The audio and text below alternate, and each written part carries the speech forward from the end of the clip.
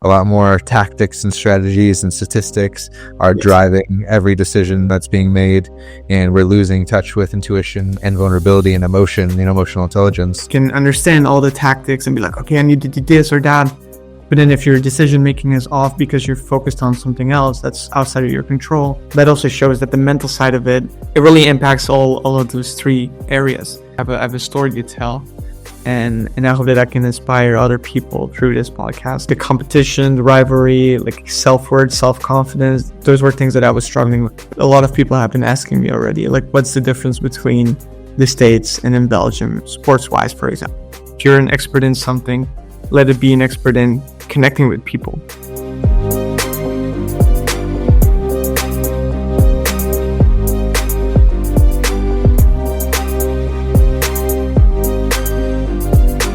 Welcome to the Evolving Potential Podcast. This is episode number 24. Today I have on the show Emiel Deconinck. Emiel is a mental performance coach out of Belgium. He's a former D1 and semi-professional soccer/football player.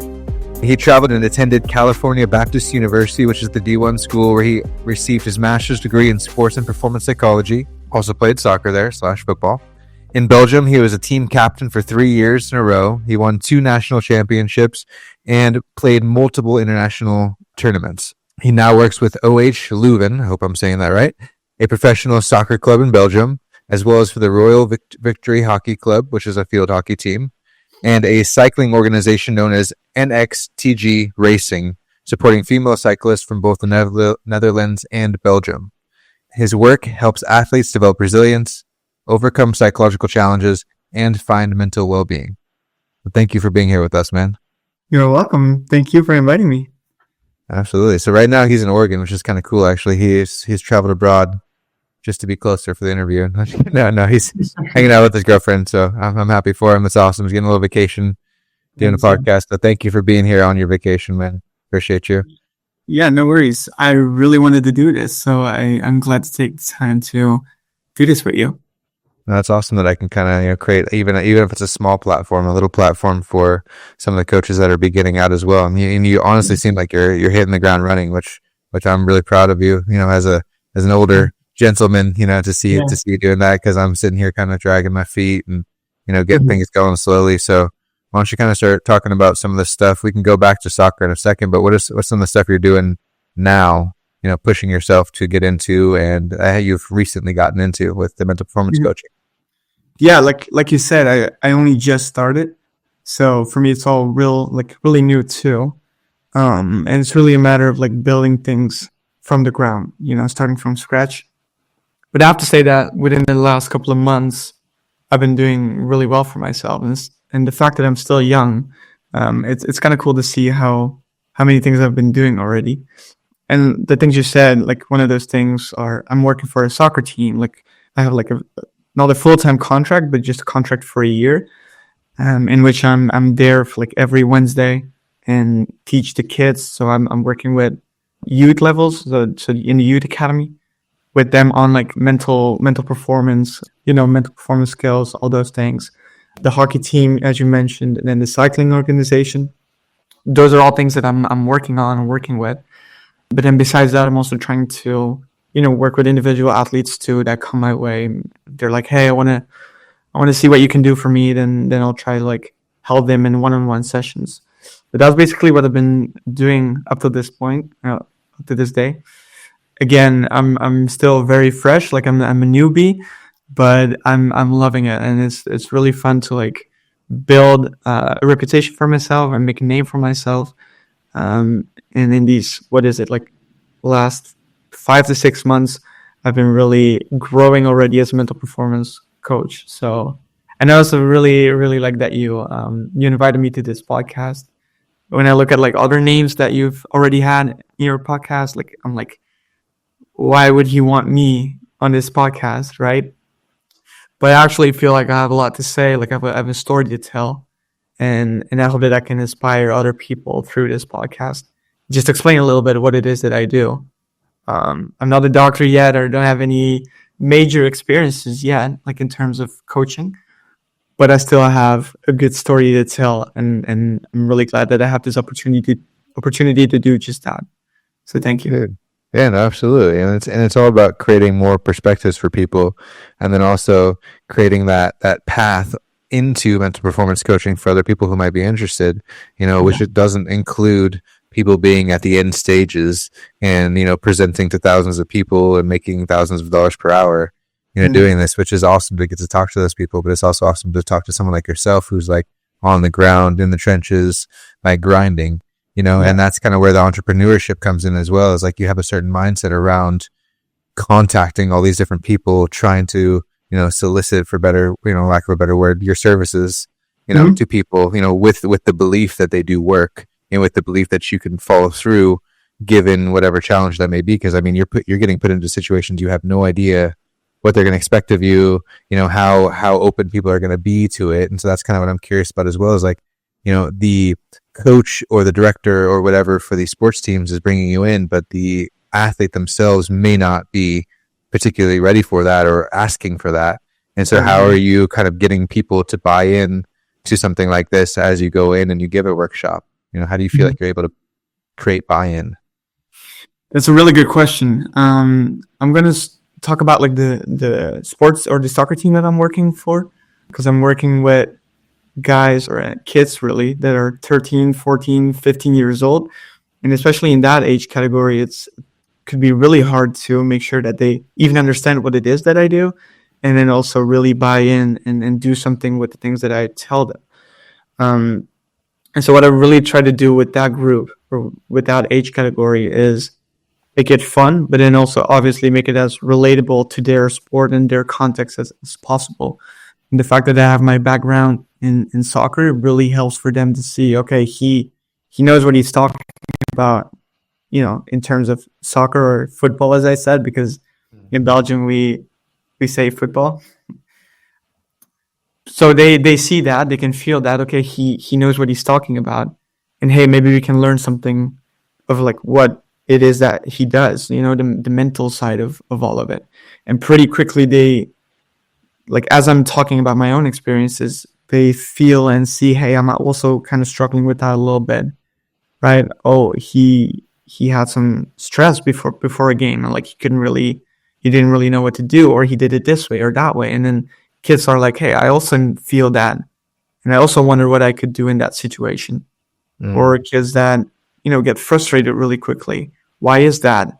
And so as I'm talking through that, they get to see what they're experiencing themselves, and then maybe they still don't really know what mental coaching is or mental training could be, but it opens the door for them to be curious and be ready and willing to learn more. And that's really what I'm trying to do: plant those seeds, especially with those young ages. I'm not expecting everyone to be, doing a visualization exercise every training or every game, or using breathing exercises. Um, Obviously, that's the goal, right? Mm. But I'm not expecting everyone to do that because not everyone's ready for that yet.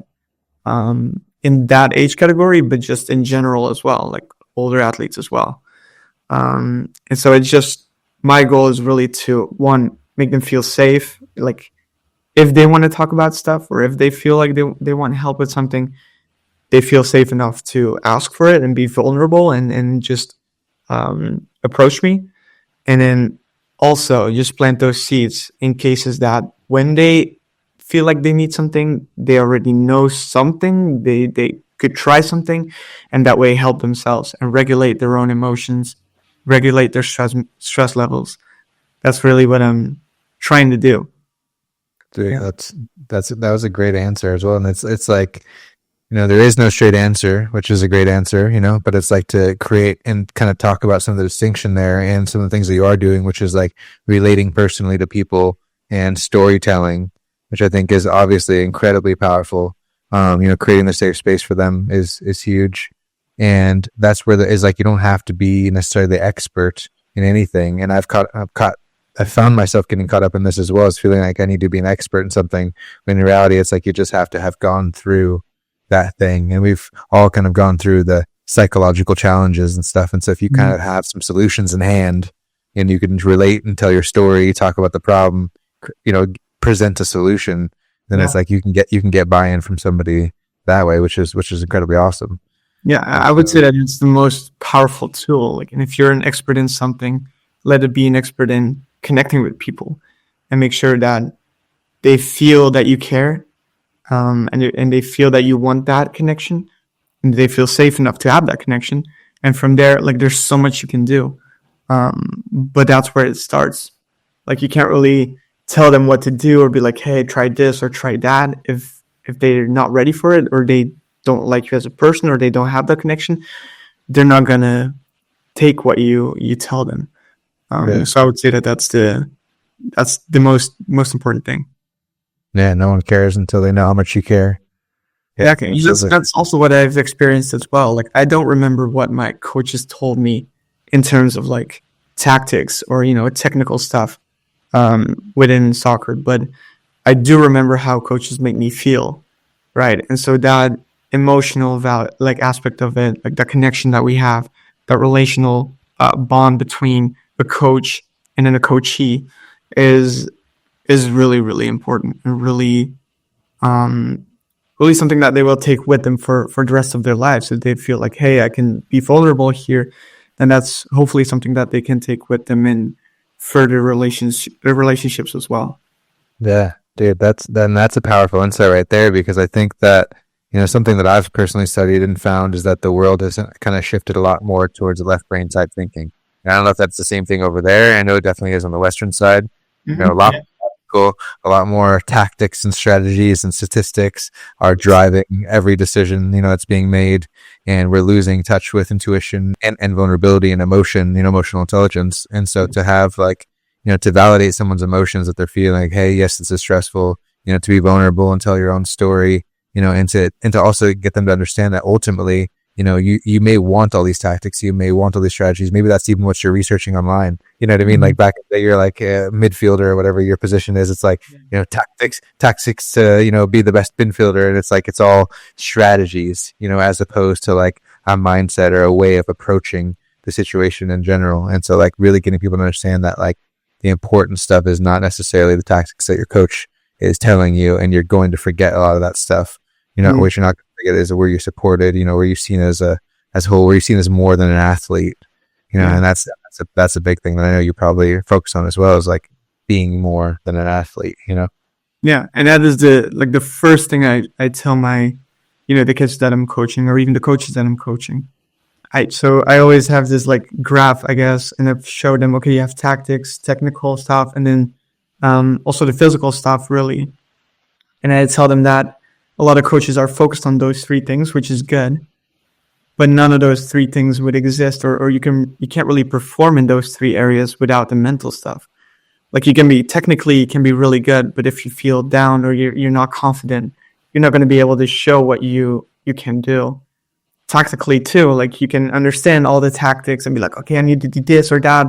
But then if your decision making is off because you're focused on something else that's outside of your control, that also shows that the mental side of it really impacts all of those three areas.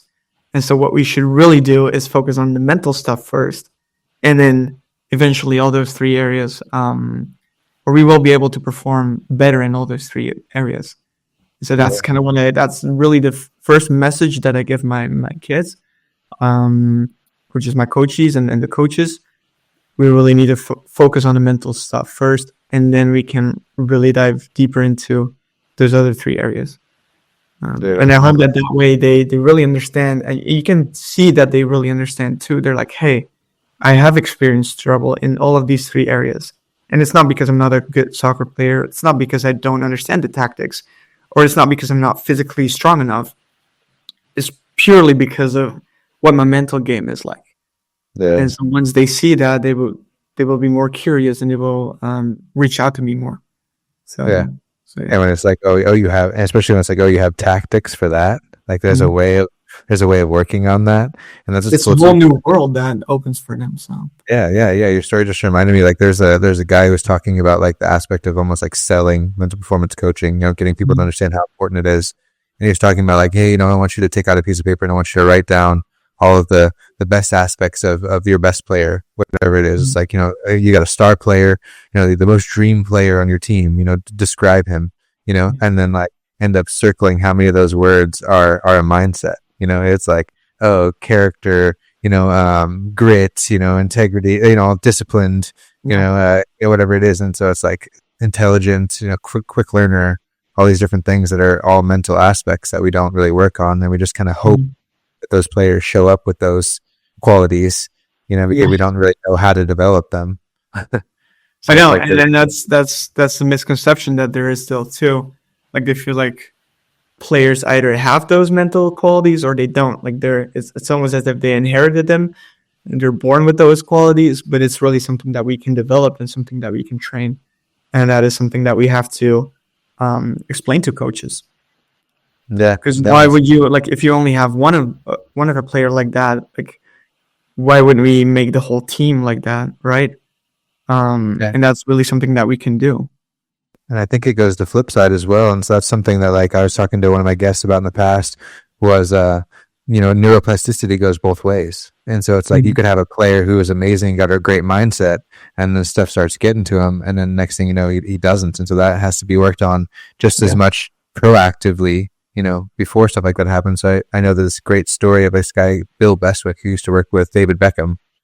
And he talked about how, like, he got the fame just really, really got to him. He almost like completely lost it and everything. So it's like, just as much important for someone who may have like grown up and gotten through all their youth with a great mindset. Now they're into professionals, and now, oh no, like money, fame, contracts, relationship issues, kids, it's like, oh no, you can't really continue that way without tools in the toolbox, It's a constant process, right? Like it's not something, we're never done, really. It's not like, okay, here it is, like we're good. It's like you said, like there's so many things that could happen to us, and then we need to adjust and make sure that we still thrive and overcome those challenges that come at us. And the mental part of that is obviously really huge. And so it's definitely a process. But that's why we give them the tools, so that we won't always be there to help them, but if we give them the tools, they eventually will be able to help themselves and regulate themselves. And then in times when stuff do happen, then they can, help themselves really. And I think that is what we should really try to do. We're not there to like hold their hands and show them how or what to do, right? But we just want them to give the tools so that they can help themselves really. That's what we should do. Yeah, and that's what's crazy about the tools, which I've always kind of think is funny. And so one of my missions, with this podcast too, has been to connect together like the holistic Eastern mindfulness, Zen type stuff to like success oriented high performers, who don't really understand how they connect, and how we're really blocking ourselves from performing our best with all these different things. And so it's really cool to know that like there is a solid connection there, and we can make it through this, and giving them the breath work and the mindfulness and all these things as actual tools, not just like a hooey, woo thing, where it's like, oh, just you'll feel better, you'll be more at peace, inner peace. What is that? You know what I mean? Like it's like, well, what about resilience? What about grit? And like all those things are hand in hand with being able to regulate yourself, potentially breathing and visualizing and being mindful. All those things create those powers just as much as they do, inner peace, if you will, Yeah, absolutely. Yeah, it's really powerful. So why don't you talk about your story of maybe what got you super into mental performance coaching and, some of the struggles with soccer and all that. Yeah, well, I mean, as you mentioned, like I've been a semi-professional soccer player for a little bit, and before that, I really I always played at the highest level here in Belgium, like in the youth academies, and I could tell that the mental part was getting really, really important for me. Like I could feel that as a player. I was like, I know I have qualities, I know I have my talents, but there's something that is keeping me from reaching my full potential, or there's something that is bothering me a little bit, like stuff that happened that don't let me play the way I want to play. And so I really early on felt like I needed to work on the mental side of it too. And especially in Belgium, that's not something that's out there yet. But I was really curious and I wanted to know more. And so I started reading books, I started reading or listening to podcasts, like all those things. I was really interested and I wanted to learn more.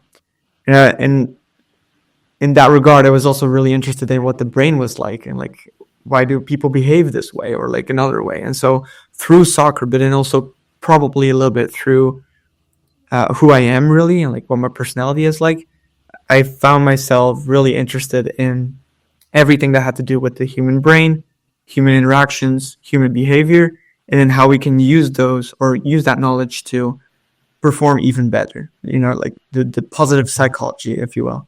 Yeah. And so I started learning, or started to go to college, doing clinical psychology, and that's really where I already had that idea of using psychology specifically within the sports context to make sure that athletes can perform even better. And so I started with a clinical bachelor in clinical psychology, and then eventually I had the opportunity to go to the United States. I had a full scholarship to play soccer here in the States, and then also do my master's in sport and performance psychology. And so it was a real like full circle moment, where I was a student of the game first, right? I was a player, and I felt all those experiences, and I felt those struggles, and eventually that led me to understanding my own mental game, and now trying to help others with their mental game. But that's really where like all stems from. Like I felt that I really needed mental training and mental coaching as a player myself. I just got really curious, and it's kind of I wouldn't say a hobby or an interest that grew out of proportion. Like I was so invested in it that I eventually I feel like what I'm doing now or the studies that I've done, I mean, it just all makes sense. It all comes down to this point where I can now help other people. That's really how I feel. That's gotta be a good feeling. Yeah, that's awesome. Yeah.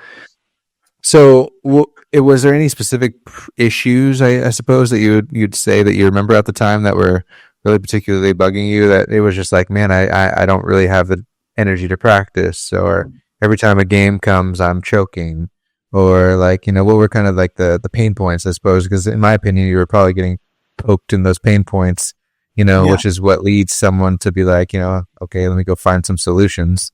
This hurts. Yeah, no, I always had a hard time dealing with competition, like rivalry, like all those kind of things. And obviously in the soccer world, even at a young age, it's all about that really. Like you're constantly being evaluated by your coaches. It's like there's a whole system that is evaluating you and is looking at your performances, even at a very young age.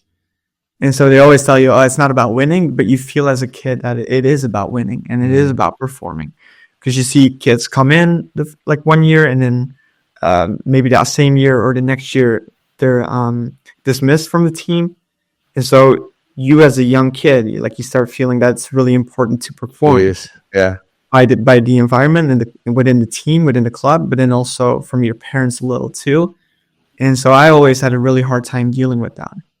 Probably maybe a little because of like who I am too. Like I'm very analytical. Like I was always thinking about like these stuff, or I was always like looking into it way too much. I was like seeing things that probably weren't there. But I was so focused on that, on like I'm gonna make sure that my teammates like don't hate me or So I was like a really people pleaser in that sense. And I had a lot of trouble like dealing with that, with all the competition and rivalries, even within a team.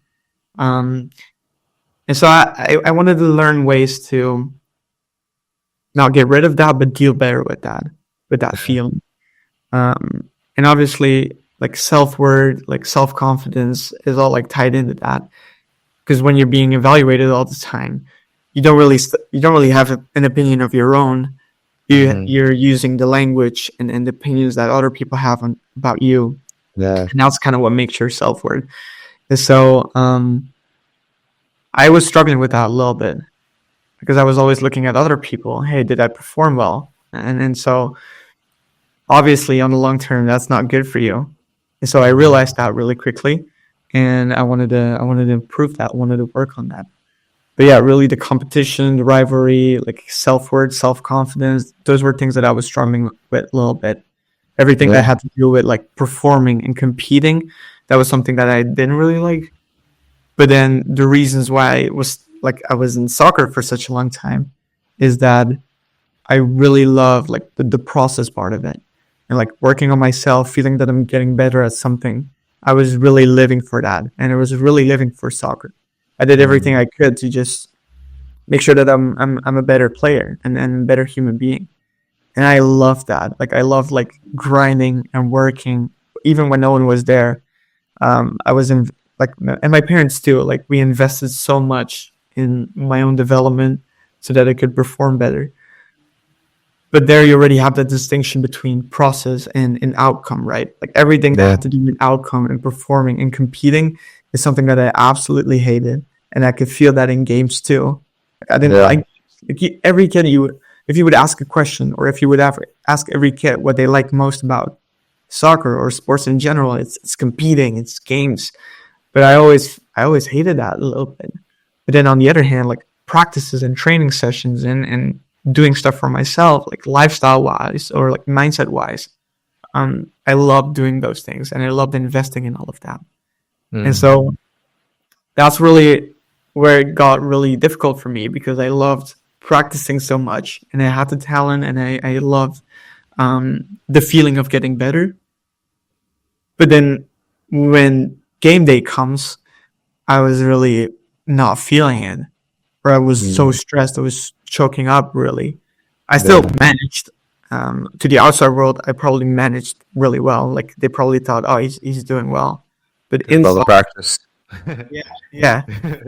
Inside, I was always dying a little bit. Like I really hated it, like playing games. I mean, yes, obviously there are games that things do go, they do go right, or they go well. So it's not like I hated it every time, but usually, and just in general, like I didn't really like games or having that competing mindset, and you have to be better than the other person, or they're gonna kick you out of the team, and you have to. I didn't like that at all, and so it struck me a little bit. Yeah, that's something that I wouldn't even necessarily think about, first thing when it comes to, performance anxiety or anything like that, or the interpersonal stuff that's going on, behind the scenes, really, where it's like, as a good person, which you seem like you are, nice guy, it's like you would almost feel bad for your friends who are getting cut, you know what I mean? And you're like, I'm sorry. I don't know. I was really sensitive for those kind of things. And it's funny, but because they always, like my dad, for example, or like coaches too, they always told me that. They're like, you're too nice. And I started seeing that as a negative thing. Oh, I'm too nice in this soccer world. I'm too nice of a person. But now I started to realize, no, it's that's not the way it should be. Like I am nice. That's who I am, and that's a quality. That's a strength. And if that doesn't fit with this soccer world, then so be it. Like I don't want to be a part of it anymore. But the fact that they always told me that I was being too nice, and they made it seem like it was a negative thing, like that bothered me a little bit. Like, why can't I just be the way I am? Like, this is who I am. I am a nice person. I am very sensitive to these kind of things. I am very analytical. But why would that not work within this soccer world? Yeah. And so that's something that always kept me thinking, where I was like, why is that? Yeah, that's got to be a tough one, man. That's kind of reminds me of like the saying, like being in the world but not of the world. And so it's like, to teach someone potentially maybe, to find a way to be on that soccer team and performing your best, and finding, through the practice of perfecting your process and really enjoying the process, and as people get cut, you just find a way to not take it personally, and like really just be like, hey, you worked your hardest, and they will get another opportunity at a different time. That's their path. Your path is your thing. And that's led you here to not getting cut. And that's great. I mean, it's like, if you would have been cut, I'd still love you too. Like kind of from the parents side. And so that's a tough thing to really, like, for you to kind of exist as a single entity within itself side of the team that is creating all that pressure for you. And you're like, I'm not going to really fall into that pressure. I'm just going to stay focused on the process. But in my Yes. opinion, that's what made you so great. You're talking about being team captain 3 years in a row and always being one of the elite players, on the team. It's like, well, you love the process. And so that's something that I think that's very powerful that you can teach and own within yourself, from a place of humility. Is like, hey, I was really good because this is what I did. I just loved the process. Yeah. And then also that, like you said, those interpersonal things, right? Like I was really sensitive to those kind of things, and I really cared for my teammates. And so the fact that I was team captain also probably had to do with that, right?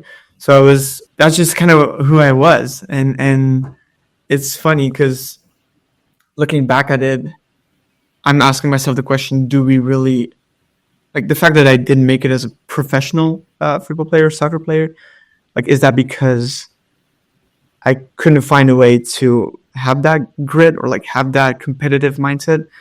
Or is that because the system didn't really allow me to just be me and then making it as a pro? Like, is that a necessity to have that like competitive mindset all the time, despite what others are like or what others feel like? You have to be very egocentric. Is that what is necessary to make it as a pro? That's the kind of question that I've been asking myself, and I still don't really know the answer. I really hope still that there is a way where athletes can just be themselves and have those strengths, whether that's being introverted, extroverted, whatever, but they could still, with the strengths that they have, make it as a pro, like in a competitive environment. I like to think that that's still possible. For me, I mean, that's where the story ended, but I learned so much about myself and about what the soccer world is like. And I really hope that we can find a way in which people can be the way they are or just be themselves really, and then also thrive in an environment where there is a lot of pressure and there is a lot of competitiveness. But that's something that I've been not struggling with, but something that I've been thinking about lately.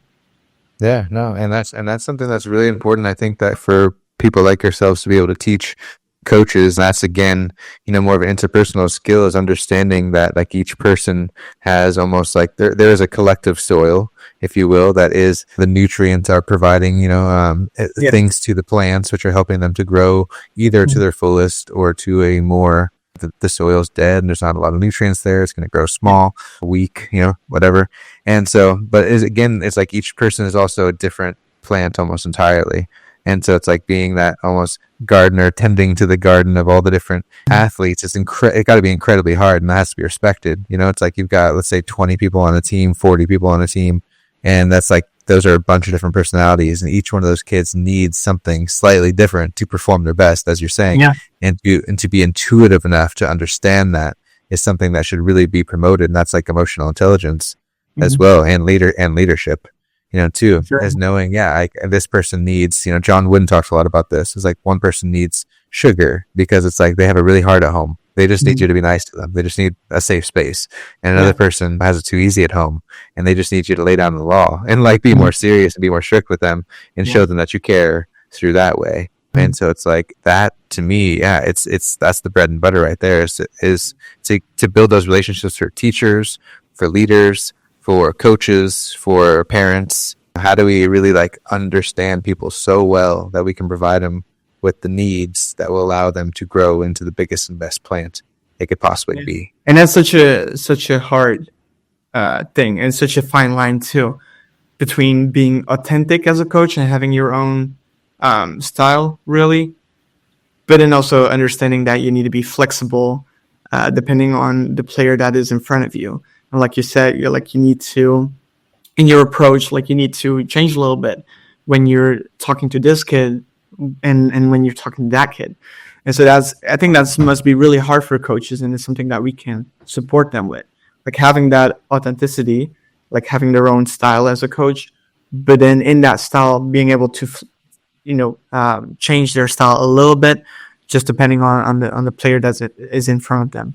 I think that's going to be really, really important. I, for example, had a coach like in my last year actually, and that's kind of how I decided to quit soccer. I had a coach who, at one point, he was like telling me that he doesn't really care about the player or the person behind the player.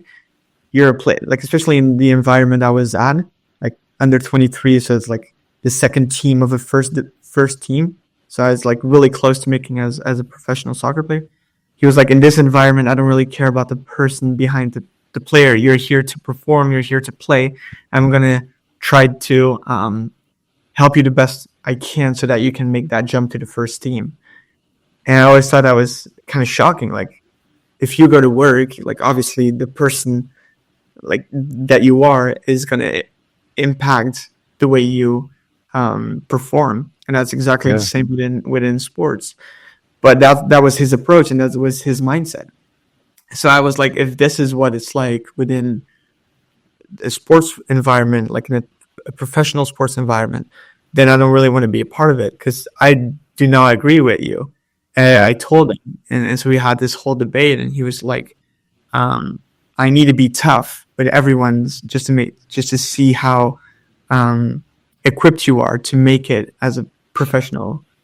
And that's where I was like, I mean, that mindset of having that tough love approach, I did not like that at all. Because as you said, like, some kid might need that, but another kid is going to be super sensitive to that, and it's gonna break him. And now you can ask me the question, what's right or wrong?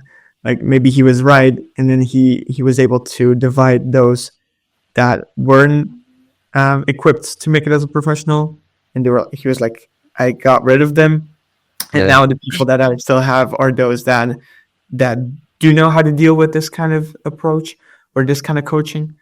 So maybe it worked for him, but I absolutely hated that mindset, and I feel like it wasn't just him; it was just in general, like within the soccer world. It's something that I absolutely discussed, or was disgusted by. And so that's why, that was one of the reasons why I decided to quit professional soccer, or at least quit chasing that dream. Because for the longest time, I was chasing something, and as I got closer to it, I realized that it wasn't really for me necessarily, and also that I didn't really needed it. Right? I loved that process, but then eventually the outcome wasn't there. But I'm fine with that. I was doing something that I loved, and I was doing it to be a professional soccer player. But in the end, I realized that wasn't necessarily my dream. I did that because coaches were expecting me to do that, or my parents, for example, expected me to do that, or we invested so much in it. But I didn't need that outcome for myself, for my self-worth, and to feel good about myself. Like, I feel great about myself, and I loved the process. I loved every part of it. But I mean, I don't mind that I didn't have that outcome. Whereas so many people are so focused on that outcome that they leave everything else behind. Like, their whole identity really is focused on that outcome. And I really wanted to avoid that. And that was part of why I decided to quit soccer too. Yeah, no, and that makes perfect sense to me. And like, even from what you were saying about how the coach might feel good about himself, I was like, okay, I've gotten rid of the weak people. When in reality, a tweak or two could have made that person into a killer. Not literally, but like an awesome soccer player that just like kills it. You know what I mean? And in reality, it's like, I think that holding on to a lot of that stuff would just mess with your longevity. So it's like, I'm feeling lots of pressure. I'm ignoring it. I'm pushing through it, and just need to get through this next chapter. Just need to make it to first team. Just need to make it to, just need to be a starter. Holding on to that stress. Now 1 year, 2 years goes by, holding on to that stress. Now you're burnt out, you know, whereas opposed to you who loves the process. If I can just stay focused on getting you to stay focused on the process and not focus on all the rivalry bullshit, then it's like, all of a sudden now you're an amazing player that can be in the league or whatever for 10 years because you love it, not because you're, you know, living up to the pressure. Yeah, but unfortunately, I didn't have coaches that realized that or could help me in that way. But again, I'm fine with that now, looking back at it. But what you say is true. Like, I've been talking to so many professional athletes too. For example, at the team that I was playing for last season, I was really close. Well, I practiced with the first team now and then too. And as I got to talk to those professional athletes, you can tell that is exactly what they were doing. Like, year after year, they experienced stress, and they didn't really know how to deal with that necessarily. But they always were chasing more and more and more. And they were like, oh, just need to go to this next chapter or next season, and so on. And eventually they burn out. And even worse than that, like after their career, because the career is only 10 or 15 years, but they really fall into this pit where they don't know what to do with themselves. Like they're burned out, their whole identity falls apart, and they're kind of stuck in this moment where they don't know what to do next. And that's something that I really wanted to avoid, but that's probably because they were so focused on that result, and that result really, or that outcome really identified them. Like that was what their whole identity was like, their whole purpose was. And so that's, as I'm talking to the younger kids and younger generations, that's something that I want them to understand. And that's going to be really hard because they're still very young. And as they're talking, I can also sense that they are like playing for, I want to have a lot of money because I'll be a professional soccer player, and I want to have, I want to win the Champions League or like whatever. So it's always so outcome oriented. And eventually, I've seen it myself, eventually that's not going to be positive for them, like on the long term. So there too, how can we shift their focus to the process really? And then and it's funny, it's really a paradox too, because the more we focus on the process, the more likely that the outcome will be there eventually too. But if we're so focused on the outcome, we forget the whole process part, and we won't get any closer to that outcome. So that's something that I'm going to have to make them understand. But I think that's really powerful. I mean, if we just can stay in this moment of what can I do next? What is within this process a possibility for me to be a better person and to be a better player? If we can keep our focus on that, like every time again, eventually we will get closer to that outcome. It's really good to have a goal, right? But if we just put a pin there and then shift our focus to what can I do now, eventually we will see that we're getting closer to that. But if we have that pin and we keep looking at it and we keep being focused on it, we're not going to get any closer. So that's what I really try to teach everyone that I'm working with.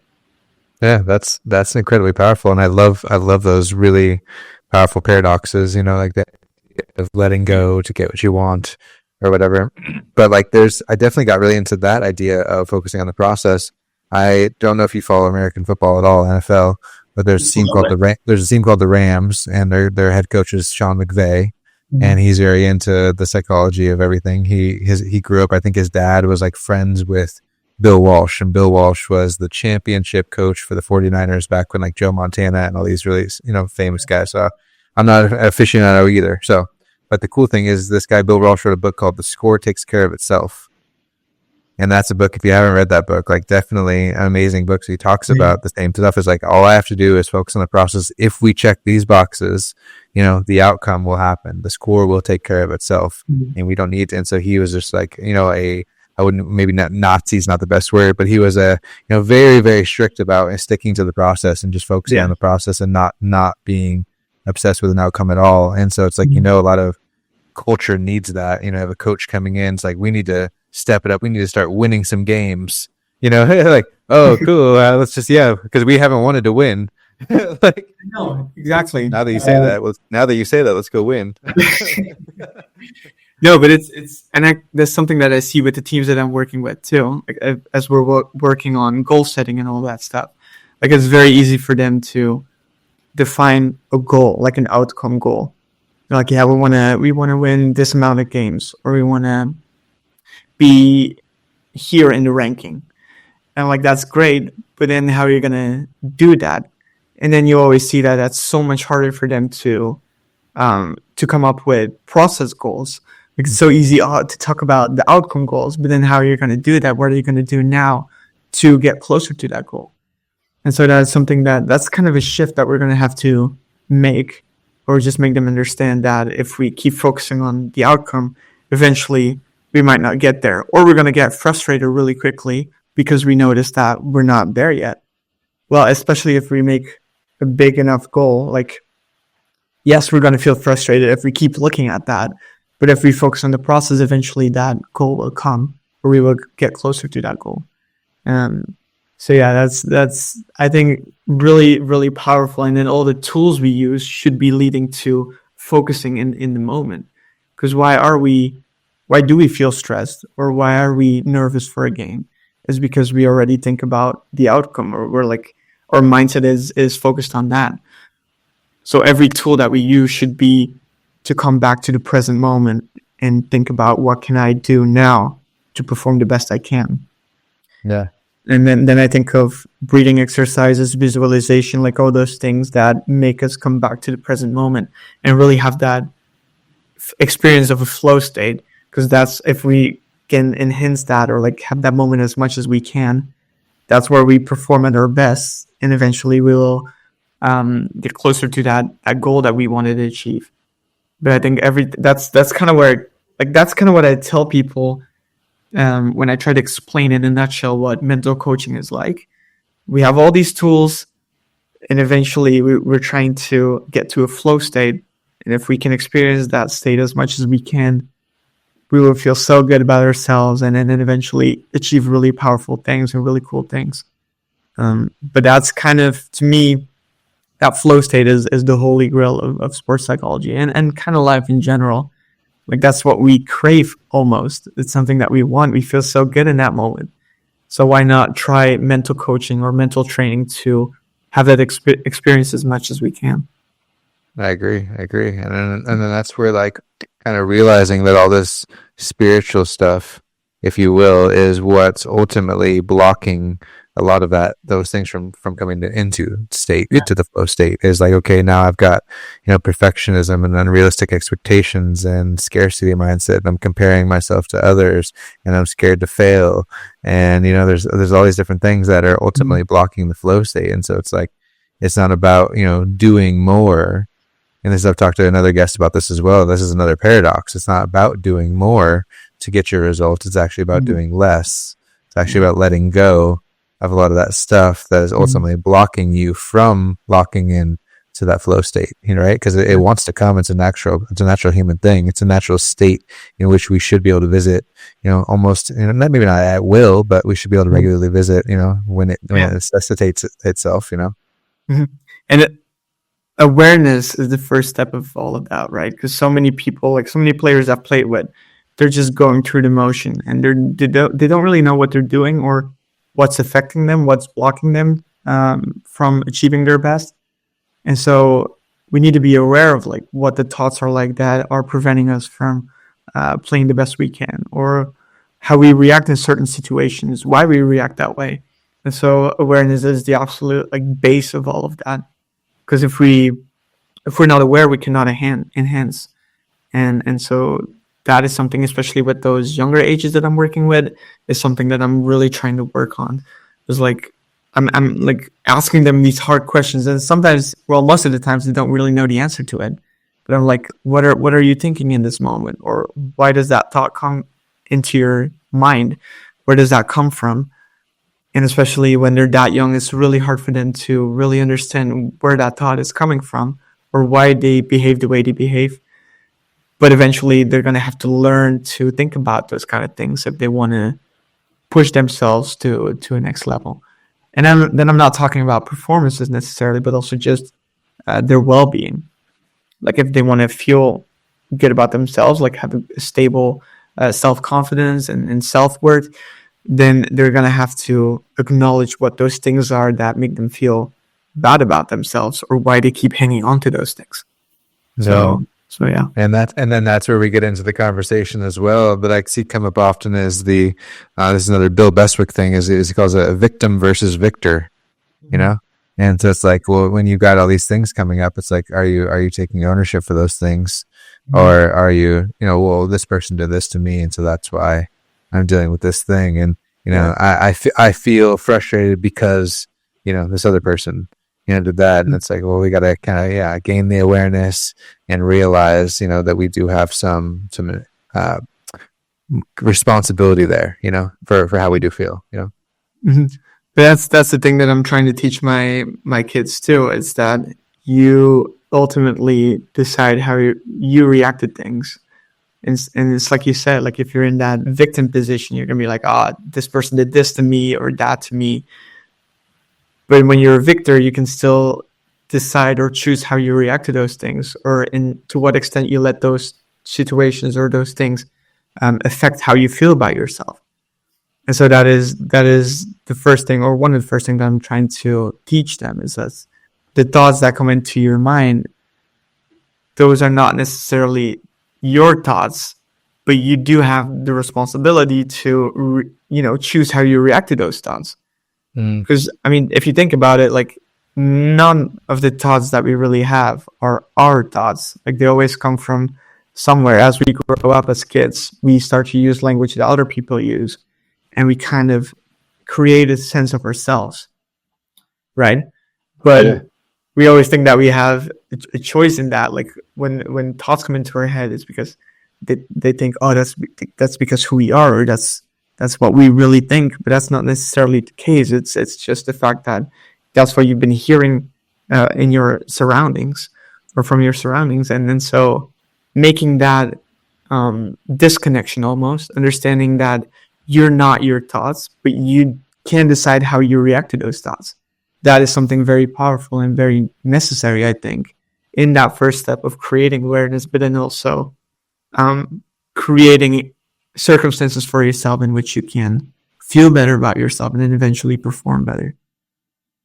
Yeah, you talked about that as well with the soccer team that you were dealing with before, and like that's just an incredibly powerful thing that continues to come up, and so being proactive versus even reactive is very important. So knowing how to respond, obviously, you deal with react versus respond. So do I have a knee-jerk response, or do I get to choose in the way that I establish meaning and tell the story behind this thing?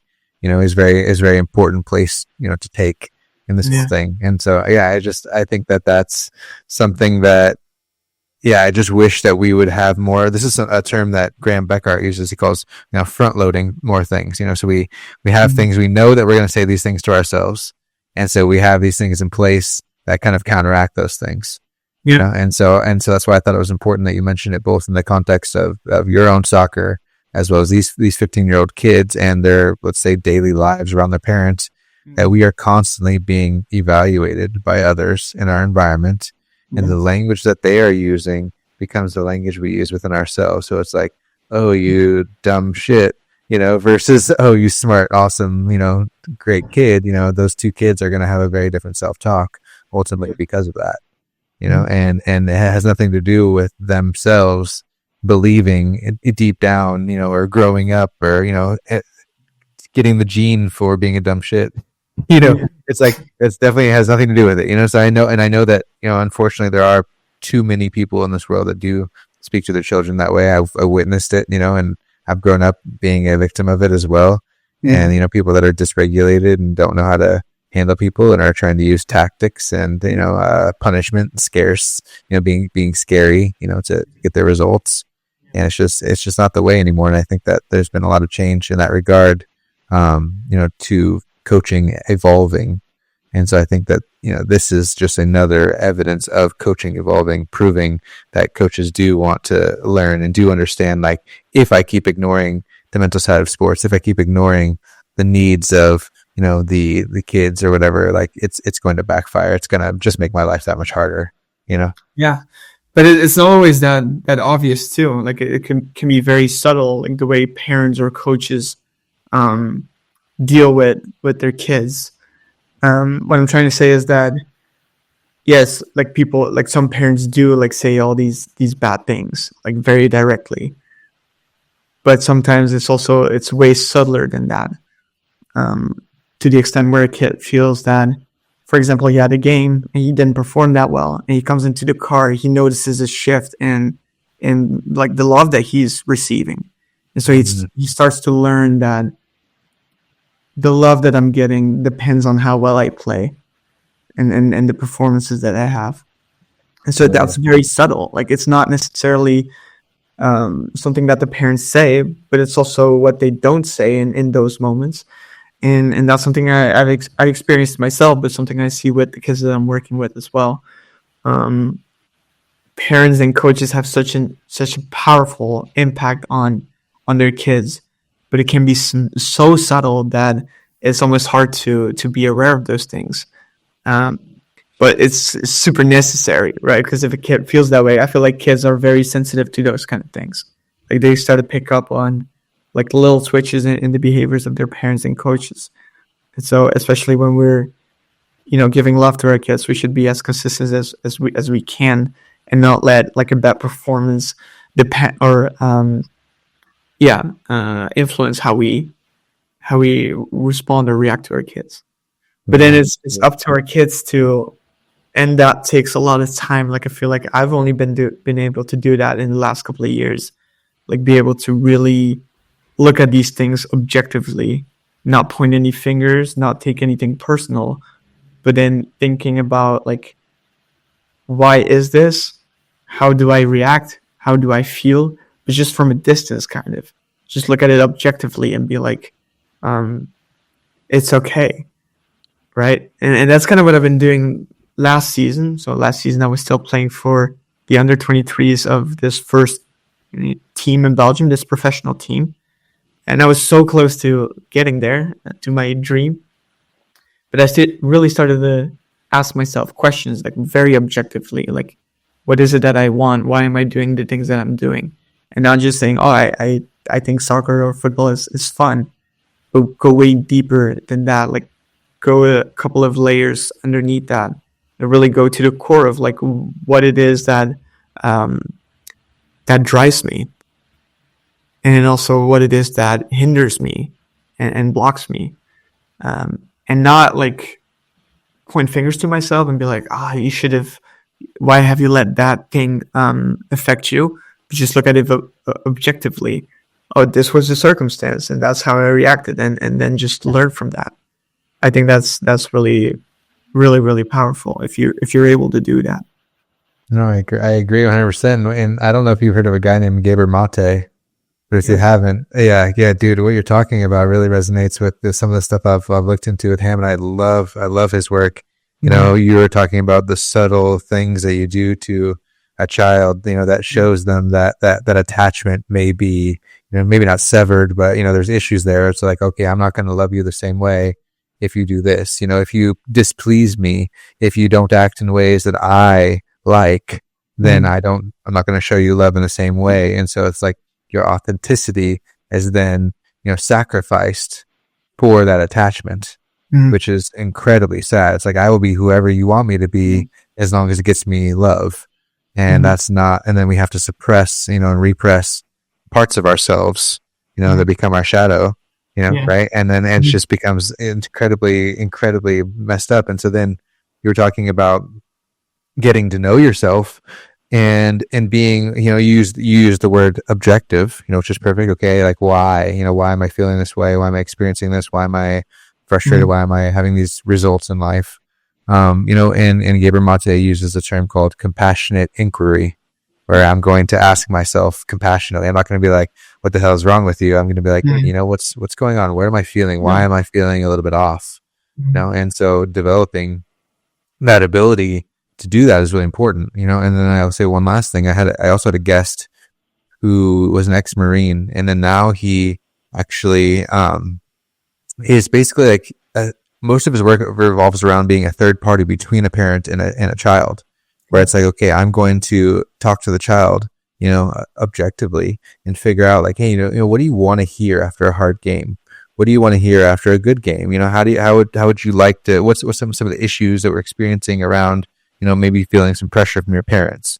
And then you talk to the parent and you figure out like, hey, what are you wanting out of your kid? What are you hoping for? And you kind of like create that almost ability for them to speak objectively to each other, because I know that goes both ways. It's not just about a parent being there for a kid and showing them all that love and affection. It's also about a kid letting their parent be there for them and communicating to them like, hey, I had a hard game today and I'm really struggling right now. Like I just need, a little bit of, love, please. Like just, and most of us won't say that. We'll just say, I'm going to my room or whatever. You know what I mean? Like, and so I think it's very just important distinction to mention that it goes both ways when it comes to that. It's about the athlete learning themselves as well, and communicating with a loved one, parent or whatever, Yeah. to make sure that they're getting that support that they deserve, and advocating for themselves. Mhm. Yeah. Um, yeah, no, I totally agree. But the thing is also, I feel like parents and coaches are not doing those things on purpose, right? Like no parent is not going to show love to their kid. But because it's so subtle, like they do need to have that awareness of like what is it what I'm doing, and how does it impact my kid. And like, for example, my parents too, like I genuinely believe that they had the very best intentions, but just the way they acted, they just let their personal stuff interfere with how they showed love towards me. Um, and I mean, I'm so grateful for like everything they've done for me. Like I love them so much too. But it's really important for parents to understand that, and be aware of those behaviors that they portray or show. Um, Same with coaches too. And it's like you said, like I don't think that anyone doesn't want to show love, especially to the people that they love. And like you said earlier, no one wants to lose, or no one wants to do it badly. But if we like keep, focusing on that, it's like for a person, it's just, yeah, I don't know. It's just something that doesn't help them in the long term. Like Yeah. I see that so much with the kids that I'm working with too. Like they make a mistake, they give a bad pass, they lose games, and then the first thing that the coaches do is like pick on those things. Whereas like obviously they don't want to do those things. Those things happen, but then why should we then emphasize those things again? Like they know they did bad, or they know they made a mistake. So what? Instead, how can we help them to just do it better next time, or how can we make sure that they don't feel too bad about themselves? Like because that way they will be able to have the courage and confidence to do it again next time. Yeah, and And I always feel like that's so weird. Why we as humans do that? Like we're so focused on that negative thing, and then emphasize it again, and then I'm like, that's not helping anyone, yeah, or we're yeah, stating the obvious. Like no one wants to make a mistake, no one wants to do it badly, and it's similarly with like the love that we give. Like no one wants to not give their child love, but subconsciously or in a very subtle way, sometimes we do that, or a kid feels that way. yeah, yeah. I think it's like for a coach to understand that there's a negativity bias within themselves, very very important. And then I think there's a lack of understanding about even neuroscience of like, I am literally teaching this person to focus on this thing. I keep bringing it up. I'm building pathways to it, Yeah. and that's clearly not a good thing at all, and so yeah, I just think, and then when it comes to parents, it's like there is definitely the need. That's why it's like I'm kind of almost curious. So I'll kind of bridge into a question about it if you do any work with parents, but like there's definitely parent wounds there, so it's like your parents, even like they have to kind of stop and ask themselves the same thing. Like, why does this matter to me so much? Why do I why do I feel like some sort of sense of me needs my child to be successful, And so it's like, is it truly love? Is it truly support? Or is it more so, a vicarious living through the child as well, and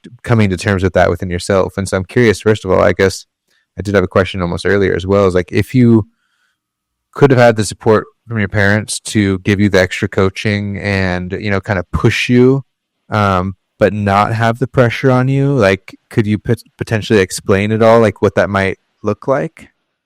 You mean if I would have had those mental resources as well? Or Well, maybe that would have been one of the answers. But it's like, how might your parents have pushed you and supported you and gave you all the extra coaching without it being outcome based? What might that have looked like? How might they have said things a little differently or done things a little differently? In hindsight, that is, Yeah. No, I just felt like, I mean, obviously they invested so much in like my development, and like you said, like we work with so many personal trainers, like other coaches, like other stuff that we did just to make sure that I would get better and better, and then eventually get to that goal. I think the difference is just in the way they talked or made me feel about certain stuff. Like if something didn't go the way they wanted it to go, then you could tell. And so if you would be really process based or process oriented, like it wouldn't have mattered. I mean, they would have understood that there are going to be good days, bad days, so it's going to go up and down. That's part of the process, and then eventually you learn from your mistakes and you grow. But I could tell that there was a difference between when I played really well and then when I didn't play that well, or same in coaching when we saw results or when we didn't see results. There was a difference in like the way they approached me or talked to me, and I think that would be the biggest difference. So as a parent, if you can be consistent in that process of highs and lows, with the love that you give and the things that you say, I think that will keep your focus away from the outcome. Because if you see that there's so many differences, automatically you will be more focused to that outcome. You'd be like, okay, I need to do this, I need to perform this way in order for my parents to behave this way or say these things. Yeah. And for me, the most like powerful thing that still sticks with me is like the right after a game back home. If I played really well, you could tell we were all very cheerful, laughing. There was a lot of love. But then when I didn't play well, there was like such an atmosphere that just was really, really bad. Yeah. And as a kid, you really that has a big impact on you. So that is something that I always noticed and was a little afraid of. So you want to avoid those bad experiences in a car ride. So then you're focused on the result. I need to do this, this, and that in order to perform well, in order to, make my parents feel good and like me. But that's obviously such a weird way of thinking that's even possible, because that way, and it just enhanced that I would be so focused on the result, not just for myself, but for the reactions of my parents or coaches or teammates. And it just creates a self-worth in which you're not really focused on yourself, but you're so focused on what other people say. And that just, in the language that the parents and the coaches use, that just creates that self-worth almost. But that was really the case for me. I wasn't necessarily playing for myself at some point. I was just playing just to make sure that the coaches would say something nice, or my parents would really show their love. And again, I do believe they do love me, obviously. Like, they support me, and I'm so grateful for that. But those little subtle things, those subtle differences, really, really have a big impact on how you feel about yourself after a good or bad game. And that's something that, in hindsight, is something that I wish that it would have been different. But then at the same time, it made me who I am, and it brought me to the point where I am now. So, I mean, I really don't blame anyone, and that's kind of what I meant with being objectively too. Because when I made the decision to quit soccer, for example, my parents were like, they had a really hard time, because they kind of began to understand how, with the behavior that they showed and the things they said, how they impacted me. And they started to feel bad about themselves, and they outed it like towards me too. But I really didn't feel that way. Like, I didn't blame them at all. Like, that's just what happened. That's just how it went. I know that it's from like out of their best intentions that they acted that way. Yeah. And so I don't blame anyone. I don't even blame myself. It's just, I learned so much from those experiences, and I'm super, super grateful for my parents, for everything that they've done. But yeah, I feel like that kind of is the difference between, but I hope that kind of answers your question. It does. For sure. And the idea too is like, I feel like one of my guests talked about something that came to mind when you were talking, was like the idea of redefining winning. Yeah. And so it's like, your parents could have, in reality, come together with you and be like, okay, what's it look like, win or lose, for you to really just be like, you won this game in your own performance and your own heart, like what's gonna take for you to go out in that field, and no matter what happens, you're gonna come back into this car and everything's gonna be great. because you did your best, or you can be a little bit, objectively upset with yourself and giving yourself feedback on what it is that you need to work on, but able to still enjoy yourself and enjoy the whole process. Yeah. And so it's like, yeah, winning is not winning. Winning is, I was focused. I, was present, I was present. I, showed up and all those things, and not suppose like, oh, I kicked the ball 4 times and I made 2 goals, which are all things that are very much out of your control for the most part. Obviously you can do your part, but it's a team sport. You can't really do that much, yourself.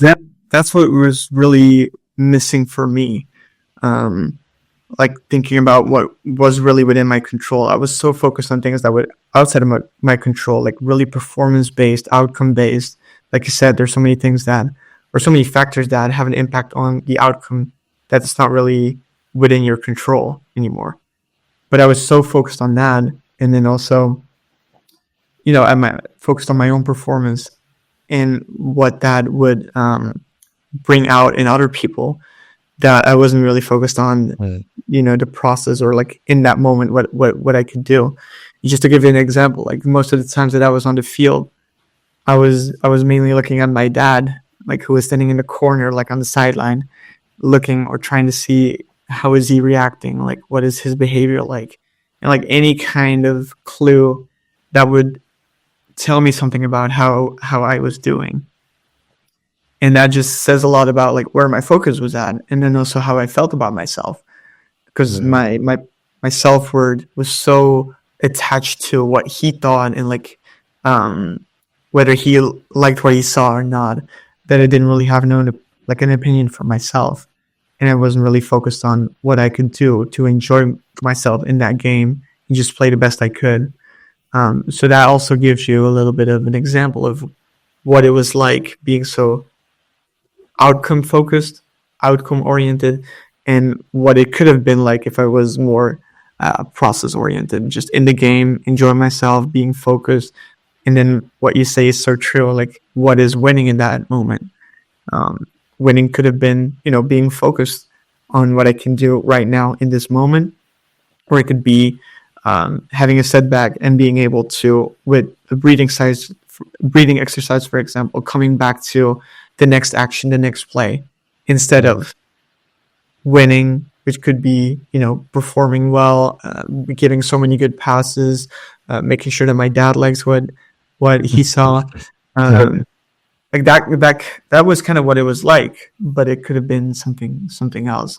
And I truly believe that if we focus more on winning as, what we just mentioned, like winning as being focused, showing resilience, being confident no matter what, like eventually that will have such a positive impact on someone's well-being, and then eventually also their performances, that we really should try to prefer that kind, or focus on that kind of winning. Yeah.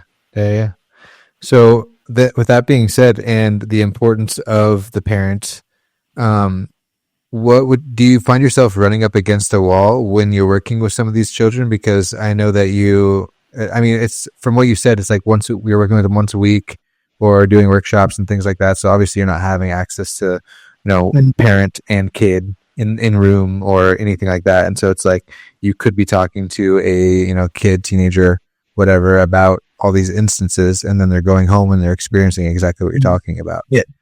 And so do you think that it kind of is hard for you to deal with, the fact that you don't really have a relationship with the parents and you're kind of trying to work with kids who are under the provisions, the house, the bubble, the environment, the soil of the parent who's maybe not so supportive, It really is hard. And it kind of made me, I wasn't aware of that as much yet, but now that I'm working within the field, I'm starting to understand that we should probably work more with the coaches and the parents than we would have to with the kids, because they have such a big impact on how they feel. And what I've been doing now so far, I've been working with kids.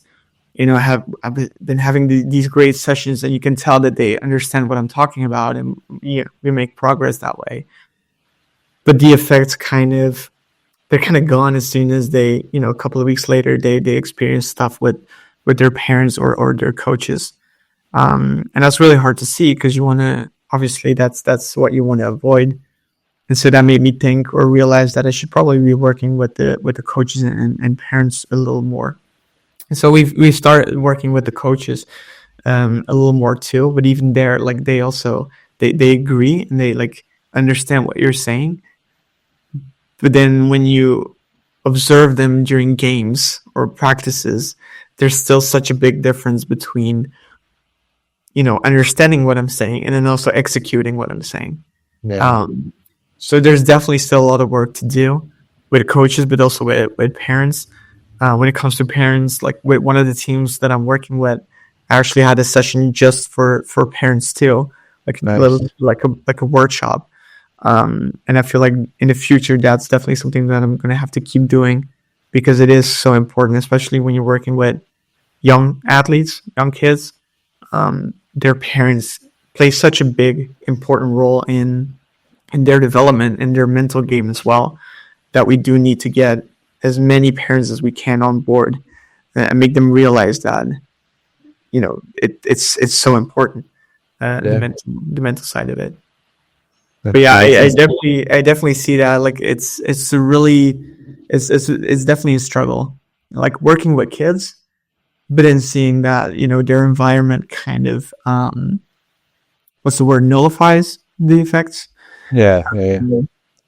But at the same time, I do love working with the kids because they're not always going to be. We're not always going to be able to control the parents or the coaches. Like they're going to have to learn how to cope with a bad coach, for example, or a bad boss. And so I do want to give them the tools because in the end, like that's really what they can control. They could be in a victim position and be like, "Oh, this is not a good parent, or this is not a good coach, this is not a good boss."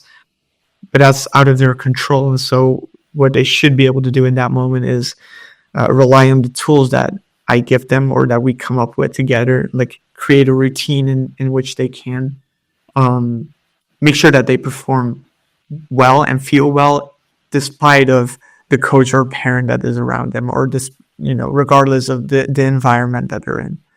Yeah. So I do think that is still really, really powerful too.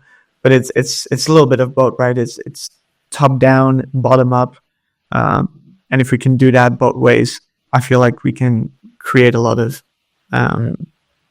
or just create great results. That's what I'm trying to say.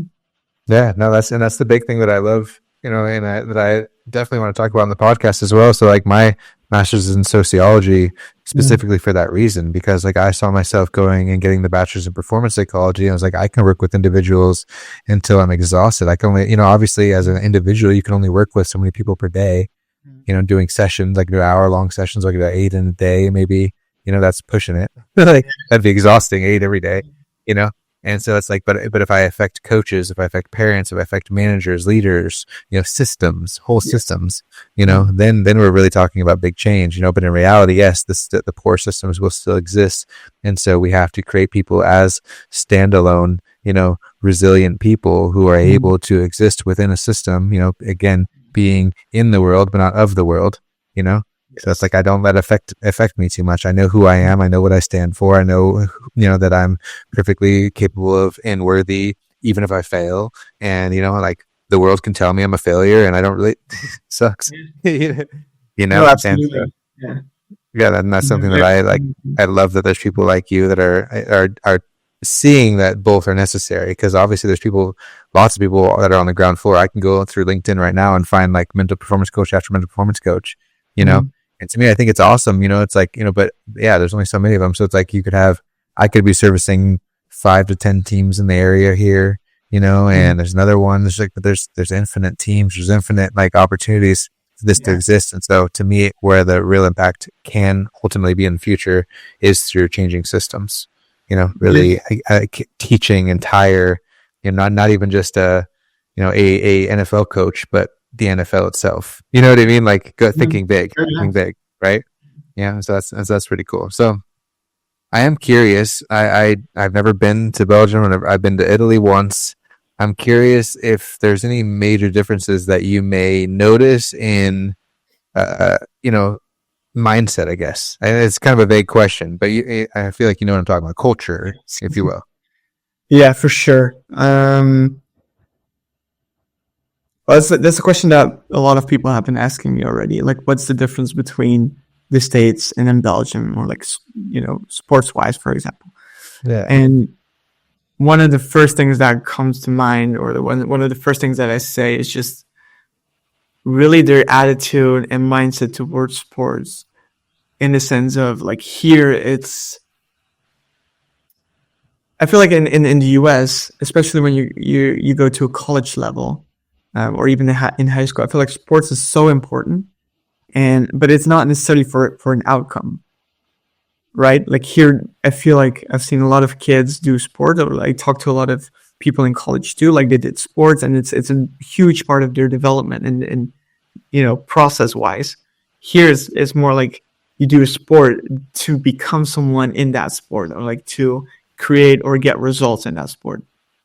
That being said, when you talk about the differences, just in terms of like infrastructure and like investments, it's crazy to see that difference between Belgium and the US. Like, I feel like in the US they pour a lot of money into sports, college level, but then also definitely professional level. And there's so many resources, so many great accommodations for athletes to really develop as a player and as a person. Whereas here in Belgium, that's less of the case. And so that's really cool to see that in the States, there's so many opportunities for people to just develop and see how far they can go without really having to necessarily like be a professional player. Like, for example, in college too, like I went to a D1 college, and it wasn't the biggest college, but just the field was perfect. Like, we had a great gym. Obviously, like the games we played in different states, we had to go, by plane, and so you can tell that there's some like Americans really love sports, and so do Belgians, but there's like a different kind of mindset when it comes to that. Here, it's more like they're focused on the process, and they give the players every opportunity they need to develop and grow as a player and as a person. Whereas here we're like a little more small-minded, and we let the individual try, and if it works out, great. If it doesn't, then everyone has a bad image of that person. But here in the States, I like how we give a lot of people the opportunity to develop, and in terms of like infrastructure and also attitude and I feel like that's I see what you're saying. It's almost like the select it's few, hard to like few kind of, yeah, in like, let's Yeah. say in Belgium, you can correct me if I'm wrong, but it's like almost like the select few, decide to play, end up making it cool, happy for them, like that's their thing. In America, it's like we kind of want everyone to get involved, and we'll end up seeing who's good, as opposed to like specifically people choosing to go be good. It's a completely different mindset here, or in Belgium they're very small-minded, and like you said, you have the select few, and we're going to invest in them. But I feel like it's different in the States. Like, you have a good base, and like you pour a lot of money into infrastructure, accommodation, and like all that kind of stuff. But for everyone, really, and then they get the chance to develop, grow, and then regardless of the outcome, they've had that opportunity. Whereas in Belgium, there, like you said, there are a select few that they want to invest in, which also creates a lot of pressure on those people to make it. Like, they have to make it then. Whereas that could be a big difference between the States and Belgium. And similarly for mental coaching, in the States, for example, I see, like when I go on LinkedIn, a lot of full-time positions for mental coaches, whereas in Belgium, that doesn't really exist. So when you talk about a holistic approach towards players, like you want to help them like holistically on all areas, then in the States you can see how they also invest in the mental game, mental performances, with like the full-time positions that they have and offer. Whereas in Belgium, that's definitely still not there yet. Like, mental performance is only it's only at in a beginner's level, really. Yeah. And I really have to work as a freelancer here. or in Belgium, which means that I work a little bit for this team, a little bit for that team, just depending on what they need to. But there's no way that a team, like even a professional team, is going to offer a full-time position for a mental performance coach. That doesn't really exist yet. So that also shows the difference between the States and Belgium, like understanding the importance of a mental performance coach within a team. Yeah. And broader, that shows the investments that they want to do for everyone or just for a select few. Yeah. And like you said, it also changes your role in how you're able to execute your mental performance coaching. You know, how many people are going to buy into that? How many people are going to be willing to let you, you know, come talk to them or whatever. And so to kind of finish up here, I want to, we talked about it before when we kind of met, you know, before the podcast. But you had talked about like kind of some of the grind, if you will, of getting these clients that you have so far. Yeah. And your goals, some of the things you've done, and then how you kind of would like to potentially grow as a mental performance coach, and some things you'd like to head into doing in the future. Yeah, I noticed that it's really hard to have like individual people come to me to like grab their attention and then work with them. So what I kind of shift my focus a little bit, and I wanted to work with teams first, because I felt like I could have a bigger impact within a team. We're working with a team, but a team of like a lot of individuals, and in that way, I would have individual sessions too. Like the people that are interested, they could always reach out to me, and then we go from there. So I'd have a bigger impact doing the way that I'm doing that way. And then also in terms of clients, like I'll eventually will have more clients if instead of like reaching out to people individually, like one-on-one. So that's why I do what I do now. Like I work with teams, and I feel like it's like that's working really well. And I really love what I'm doing there too. But in the future, I feel like that's something that I want to increase a little bit. So I want to have my own business in which people can come to me as individuals, but I also still want to work with teams. So it's a little bit of a combination, working with teams, but then also having my own business in which people can, for example, through an app or whatever, reach out and then get insights and like new insights into their own mental game, see what tools they could use to apply for themselves in order to play better or be a better person. So that's kind of what I want in the future. That app, I feel like that's something that could be really cool, and just make mental coaching and mental training very easily accessible to a lot of people, like not just a select few, but like everyone really, because it's important for everyone, not just athletes, but then also business people, just general people. How do they apply mental tools for themselves so they can overcome challenges and still be confident and resilient in everything that they do? That's kind of my goal on the long term, for sure. And then obviously, like I could have like personal ambitions too, and say, I want to go to the Olympics or World Cups and all that. I feel like that could be really cool. But again, I don't need that. Like I want to serve other people as much as I can. And if that opportunity comes, then great. But it's wanting it and not needing it, right? Yeah. So that's what my purposes and what my goals are in the next couple of years. Yeah.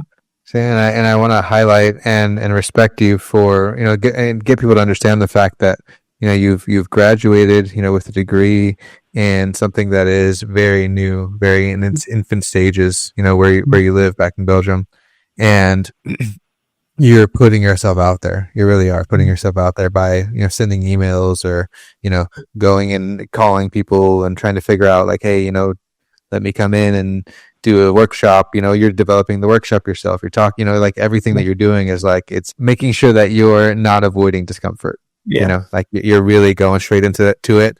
And that's something that I want to give you credit for and make sure that people see that, because that's the way to get into it. Especially, you do not have any advantages over there as far as, full-time positions. But I think ultimately, in my opinion, my personal opinion, from all the research I've done, and I'm a little older than you, I've been trying to figure out what the best possible way to do this coaching thing that I would actually feel comfortable doing, and it's the way that you're doing it. It's with teams, it's freelancing as well, because most of the positions that I've seen, even though they're awesome, even though they seem awesome, I've even talked to a guy who worked for the MLB for like 8 years. He's like, the job doesn't pay that well, and you're traveling like 200 days a year. You know what I mean? And so he's like working for the Dodgers. I won a World Series, but it's like I wasn't home for my family 200 days out of the year. And so it can be very challenging in that regard. When you're specifically working for a team and you're capped with how much money you can make, as opposed to freelancing. I can do this. I can create a little course. I can go do a speech here. I can do a workshop here, and end up like making a lot more money that way and having a lot more freedom around your schedule as well. Because if you work with a team, obviously you're working full time. So definitely, in my opinion, stay your track, keep doing your thing, do whatever you want to do. Obviously take it or leave it. But I think that what you're doing is awesome. What you're doing is the best way that you could possibly grow yourself. And if you can start getting clients, abroad or whatever, I do know some coaches that, are doing international coaching remotely, so that's that option is not off the table for you, and start moving yourself back into the US and stuff, and with your girl there. Really awesome. Yeah, no, I actually think I always thought that I would prefer like a full-time position too, but I'm starting to realize that this freelancer position that I'm in like gives me a lot of freedom, and there's just a lot of advantages to that too. And I was actually talking to one of my mentors, and she agreed with me. She was like, yeah, I would stick this route too. Because one, like you said, like money wise too, like there's a lot of ways that you can have different incomes that way. But also,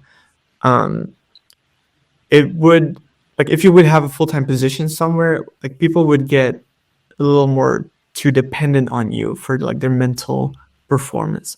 And I always thought that that's something that I wanted. Like I want to work very intensively with players and athletes. But eventually I don't think it would do the athletes any good if they like see me every day, or like they're so dependent on me as a mental performance coach. And I feel like we talked about this during the podcast too. But I don't want to hold people's hand necessarily. I want to give them the tools so that they can regulate their own emotions, their own stress levels, etc. But that's not really going to work if I'm there all the time in like a full-time position.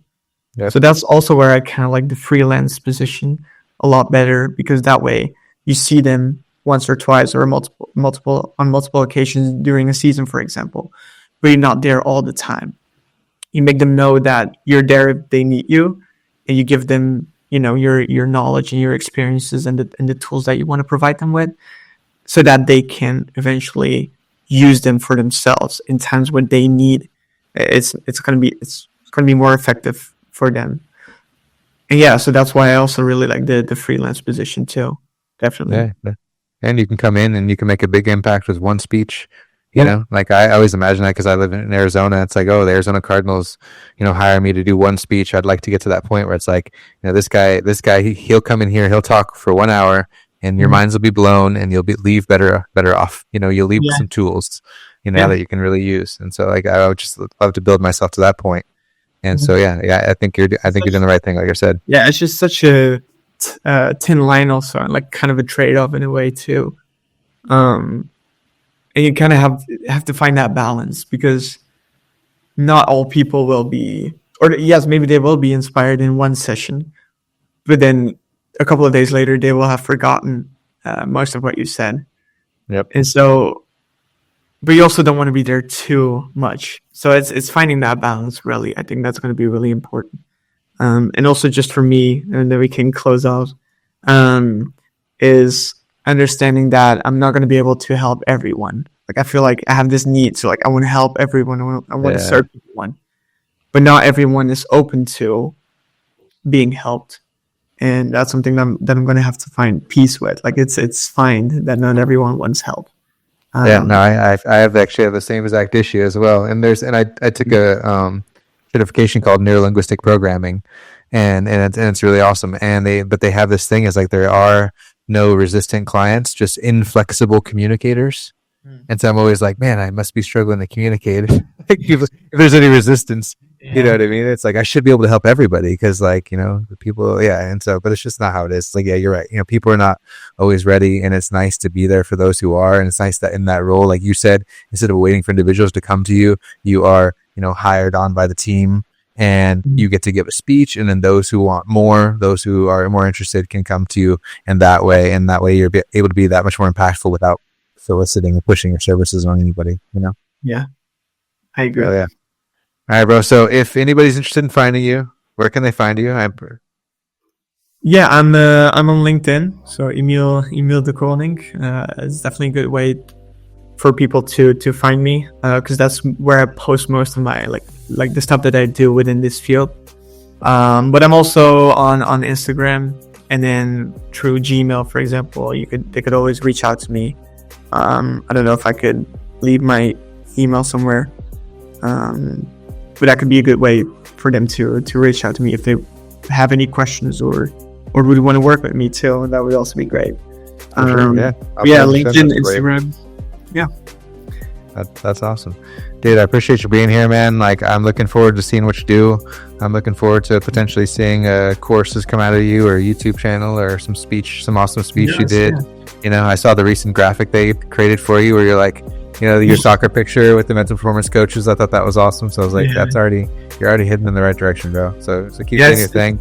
It's really cool. Yeah, I appreciate that. Thank you so much. And thank you to, give me the opportunity to talk about what it is that I do, and just to get to know you a little bit too. I think what you're doing is also really, really cool, and something that I see myself doing in the future too. So this was a really cool experience in that too. So I want to thank you for that. I honestly appreciate you being here. I appreciate everyone watching, and yeah, the things that we were able to touch on, you never know where we're going to go. That's kind of the cool part about it. It's like, obviously there's little bullet points, things you want to touch on, but you know, it's very interesting to see the direction that interview goes. And yeah, you touched on a lot of great things. You know, attachment versus authenticity. You know, the communication with the kids and the parents, and just a lot of things that are really, really important that I think are not necessarily talked about enough. I think we made it very tangible today with you and your own story as an athlete, and it's exactly what we talked about, being the power of the storytelling. You know, so you're doing great things, man. Keep doing your thing.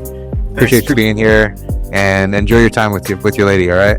Thank you so much. Yeah, of course. See you later. See you.